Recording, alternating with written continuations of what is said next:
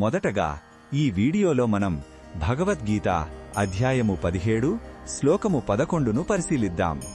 ఈ అధ్యాయంలో శ్రీకృష్ణుడు శ్రద్ధ, యజ్ఞం, దానం మరియు తపస్సులలో ఉండే 3 రకాల గుణాల గురించి వివరిస్తున్నాడు. ఈ ప్రత్యేక శ్లోకంలో సాత్విక యజ్ఞం యొక్క లక్షణాలను మనకు స్పష్టంగా తెలియజేస్తున్నాడు. మొదటగా ఈ పవిత్ర శ్లోకాన్ని భక్తితో విందాం.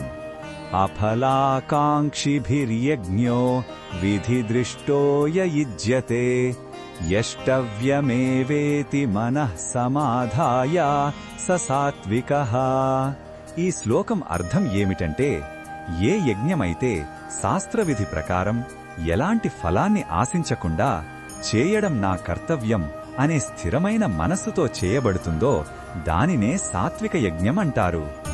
ఇక్కడ యజ్ఞమంటే కేవలం హోమం లేదా పూజ మాత్రమే కాదు, మనం చేసే ప్రతి నిస్వార్థమైన పని.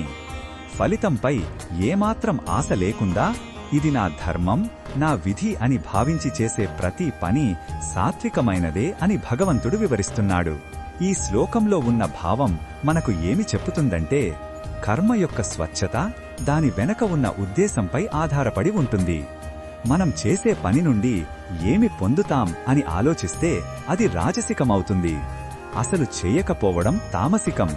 కానీ ఫలితంతో సంబంధం లేకుండా మన కర్తవ్యాన్ని శ్రద్ధగా నిర్వర్తించడమే సాత్వికం. ఇది మనసుకు అద్భుతమైన ప్రశాంతతను, స్థిరత్వాన్ని ఇస్తుంది.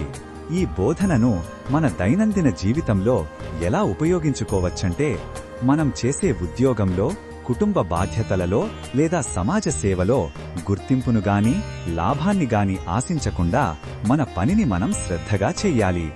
నా బాధ్యతను నేను సరిగ్గా నిర్వర్తిస్తున్నాను అనే తృప్తితో పనిచేసినప్పుడు అనవసరమైన ఒత్తిడి తగ్గి ఆత్మవిశ్వాసం పెరుగుతుంది. ఇదే నిజమైన కర్మయోగం. మరిన్ని భగవద్గీత శ్లోకాల అర్థాన్ని తెలుసుకోవాలంటే మా తదుపరి వీడియోలను తప్పకుండా చూడండి.